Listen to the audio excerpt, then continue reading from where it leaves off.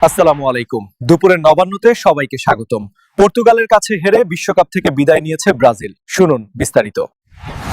দোহায় অনুষ্ঠিত অনূর্ধ্ব-১৭ বিশ্বকাপের সেমিফাইনালে টাই ব্রেকারে পর্তুগালের কাছে হেরে স্বপ্নভঙ্গ হয়েছে ব্রাজিলের।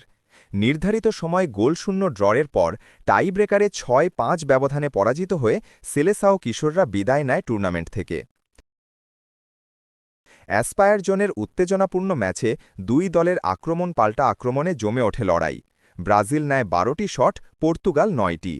দুই গোলরক্ষকের ধারাবাহিক সেভ ম্যাচটিকে টেনে নিয়ে যায় অল্টারনেটিভ সাডেন ডেথে, যেখানে ব্রাজিলের একটি শট ঠেকিয়ে ফাইনালের পথ সুগম করে পর্তুগাল।